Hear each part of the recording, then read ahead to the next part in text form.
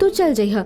बाकी वो बच्ची के देखा, वो बच्ची के बारे में हम तहरा के बतैले रही ना। वो बच्ची के हार्ट प्रॉब्लम बा, ऑपरेशन खातिर 10 लाख खर्च होगी। वो बहुत गरीब परिवार से बिया।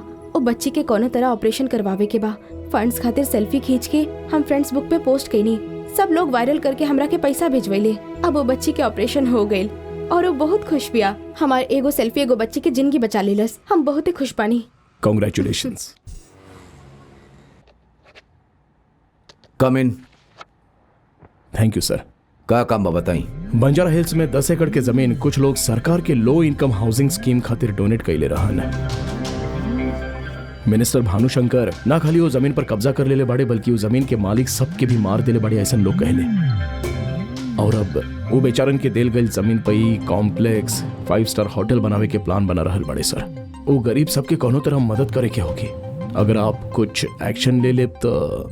रउआ तो अमेरिका में रहिला ना? हाँ सर। का करीला वहाँ? हम सॉफ्टवेयर इंजीनियर हैं सर। महीना का कितना सैलरी है? 4 से 5 लाख। अच्छा जॉब तबा। और का चाहिए? मिनिस्टर भानुशंकर के बारे में। गौतम, वो मंत्री भानुशंकर के ऊपर केस कैला पे वो कोर्ट जाई, 100-150 डुप्लीकेट डॉक्यूमेंट तैयार करी, सालों साल रउआ से कोर्ट के चक्कर कटवाई, रउआ बार बार अमेरिका से इंडिया आवे के पड़ी, राउर लाइफ खत्म हो जाई और साथ में करियर भी। रउआ जकरा के जमीन दिलावल चाहता नहीं, वो बचिए कि ना हमरा नहीं के पता। हमरा ख्याल से दखल मत दी, प्रैक्टिकली सोची, ओकरा बाद कोनो फैसला करी। थैंक यू सर।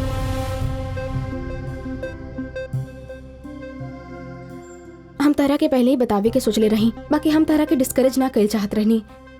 वो कोनो भी हेल्प ना करी। अब केहू मदद करे चाहे ना करे, हम ना छोड़ब। कमिश्नर जॉन काम ना कर पाइलस, अब एगो आम आदमी करके दिखाई। बाकी तो करबा का? हाँ बोला गौतम। सरकार एगो स्कीम लॉन्च कैले रहे सर। उहे सिलसिला में कुछ लोग जिनका पास बंजारा हिल्स में 10 एकड़ के प्राइम लैंड बा, वो मिनिस्टर भानुशंकर के पास जमीन डोनेट करे खातिर गइल रहन। बाकी मिनिस्टर जमीन पर कब्जा कर लेलस।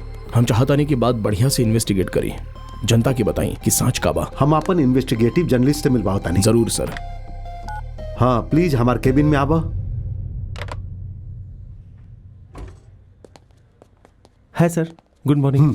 गौतम, जे भी बात तू इनका से करा सर। हम आवता नहीं। Sure sir. थैंक यू सर।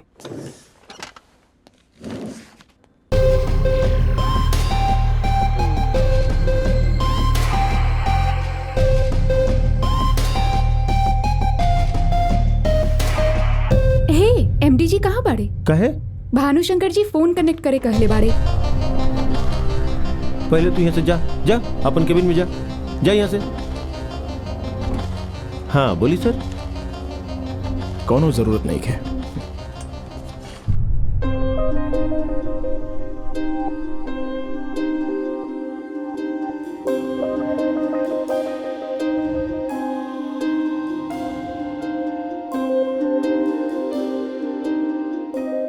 गौतम, तू इतना टेंशन में काहे बाड़ा? प्रेस वाला पॉलिटिक्स खेल रहल बड़े, पुलिस वाला पब्लिक के कंफ्यूज कर रहल बड़े। केकरा पे भरोसा करी समझ में नहीं किया रहल। दूसरा पे भरोसा करबा तो धोखा खाइबा। अगर तारा दुनिया के बदले के बाद तो खुद पे भरोसा रखा। दुनिया में उहे लोग परिवर्तन लाइल बाड़े जेकरा खुद पे भरोसा रहे। गौतम, तू कर सकत बाड़ा। थैंक यू पापा।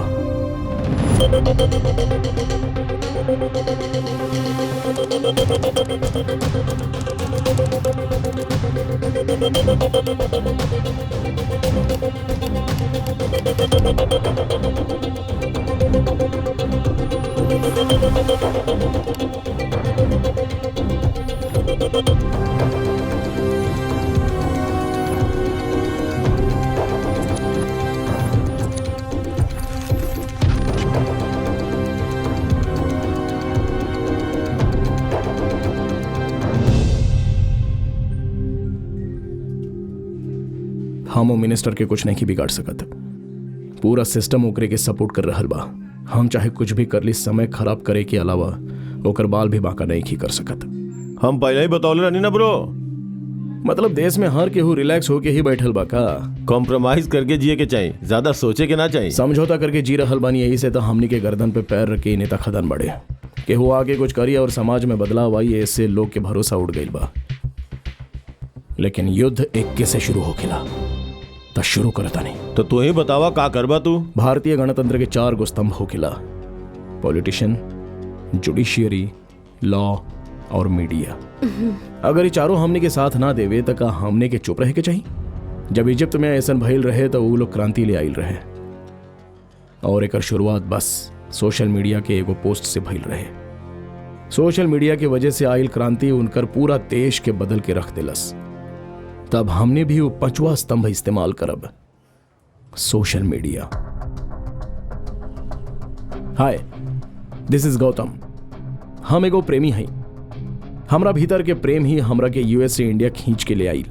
ऐसे हम केकरा से प्रेम करेला यह सोच रहल बनी ना, अपन देश से। काहे ये अकेला ही देश से प्रेम करेला? हमनियो देश से प्रेम करेला ऐसन रउआ कह सकीला। यही से बॉस रउआ से एगो समस्या पे बात करे के आइल माने। हमरा ख्वाहिश बा कि हमनी के दुनिया के देश में नंबर 1 होखे।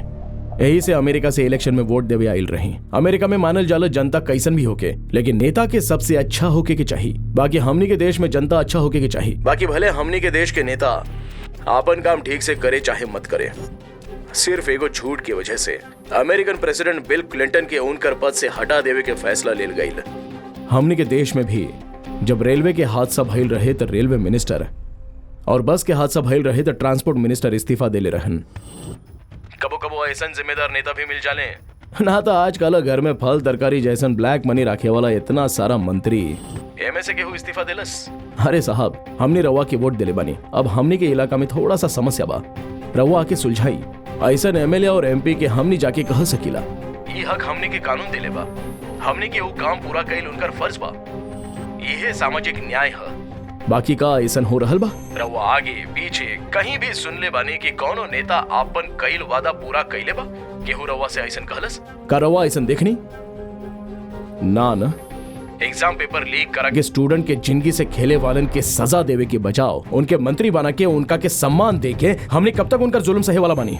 कौनो पार्टी के सिद्धांत के हमने पसंद करके वो पार्टी के प्रतिनिधि के हमने जिताईला। बाकी वो एमएलए एमपी के काम करे के बजाय बड़ पार्टी में जम मारे में ज्यादा इंटरेस्ट रहेला। ये लोग क्या ऐसा हरकत देखे खातिर यही से इनका के चुनले रही। पेट भरे खातिर भी चोरी करी तब वो चोरी होखेला, लेकिन आपन फायदा खातिर आपन जमीर बेचे वाला ये नेता सबके, सिर्फ कुछ पैसा खातिर पार्टी बदले वाले लीडर सबके चोर कहीं कि कोनो दूसरा गाड़ी दी। जेकरा खातिर चुनल गए बाड़े वो काम कब करी है? हमने के 55 से धड़के वाला दिल अगर काम करे के बंद कर देवे तो हमने ओकरा के बदल दिला। तो फिर ठीक से काम ना करे वाला नेता के बदले खातिर 5 साल इंतजार काहे करी? अग्नि के साक्षी मान के जब शादी होखेला तब पति पत्नी एक दूसरा से वादा करेले कि मरे तक एक दूसरा के साथ दी है। एकरा बावजूद उनका अलग होके खातिर तलाक के कानून बनल बा। तो जे चुनाव में जीतल बा अगर वो कमी ना निकले तो ओकरा के वही समय रिकॉल करके गद्दी से हटावे के हक हमने के काहे नहीं के दिल गईल? हमने के वोट से जीतल नेता अगर गलती करे तो ओकरा के रिकॉल करे के अधिकार हमने के चाहिए। इस सवाल रवा लोग उठाई। हम रवा हमने सब जब एका होके एक आवाज में कन्याकुमारी से लेके कश्मीर तक चिल्लाए भी कि रिकॉल चाहिए तो सरकार के हमने के बात माने ही के पड़ी। अगर ये नेता सभा के जिम्मेदार बनावे के बाद तो रिकॉल लावे की होगी। भाई और बहन लोग, गरीब सबके घर बनावे खातिर एक को पैसा ले ले बिना 10 एकड़ की जमीन नगर के कुछ महान लोग निस्वार्थ भाव से दान कैले रहन। जब वो गरीब सब पूछले कि हमनी के जमीन पर कब्जा काहे कैले तो ये सवाल करे वाला वो गरीब सबके गली के कुत्ता की तरह बेरहमी से मार के जानवर ऐसा हाथ पर बांध के कुत्ता के गाड़ी में बैठावल जाला, इसे वैन में बैठा दिल गई। ये सब के वजह बंदे एमपी भानुशंकर। इंडिया हमार घर है। एमपी भानुशंकर के खिलाफ इलेक्शन कमीशन के पास रिकॉल के पिटीशन डाल रहल बानी। अगर रवा लागता कि हम जॉन कर रहल बानी वो सही बा तो हमार रिकॉल पिटीशन के सपोर्ट करी। जय हिंद।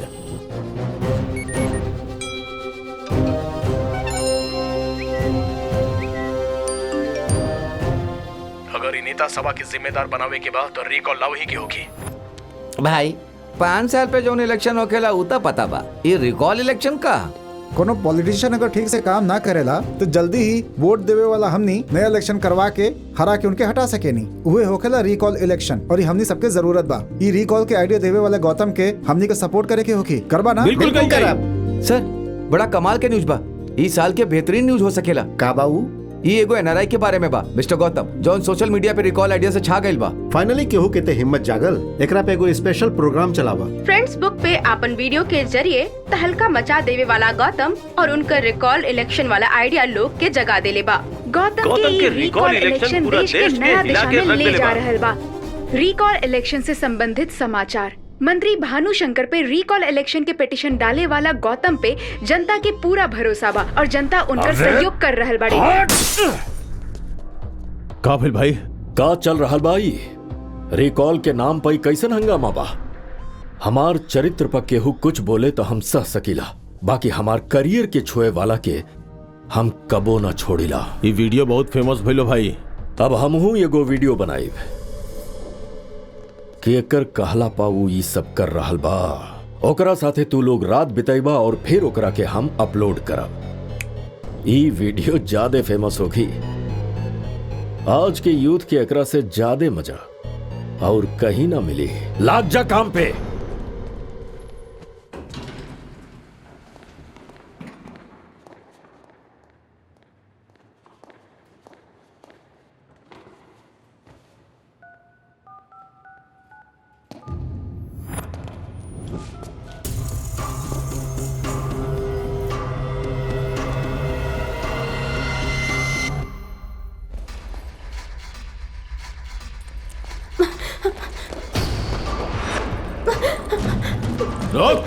हेलो गौतम, कहाँ पड़ा तू? हेलो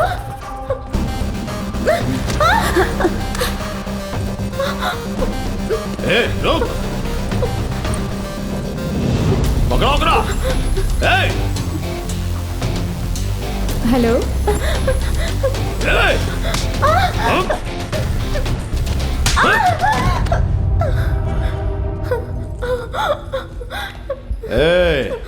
भाई बिल्कुल सही कहले रहले। एकर वीडियो निकाल के अगर फ्रेंड बुक पे डालब त बाप रे बहुत लाइक्स मिली।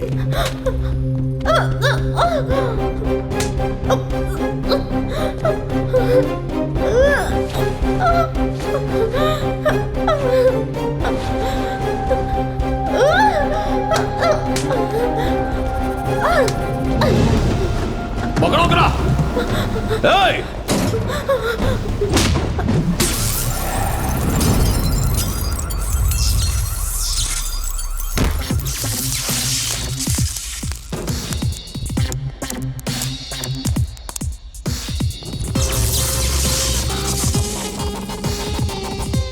तू के हवा हम नहीं के जानत।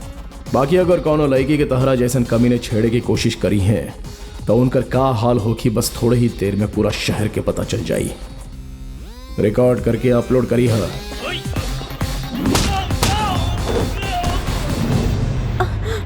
रिकॉर्ड कर ना।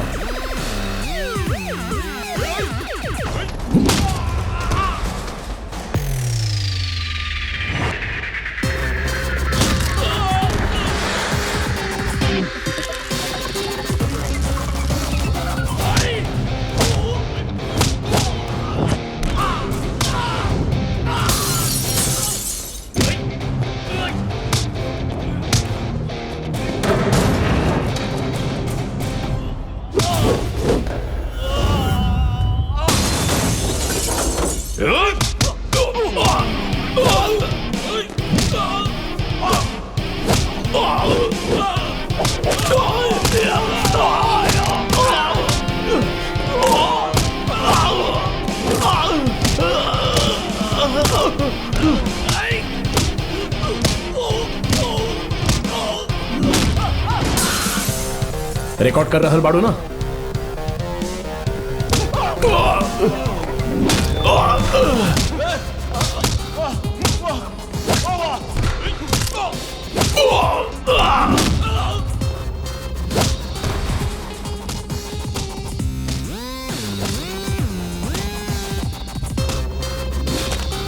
कर तो हम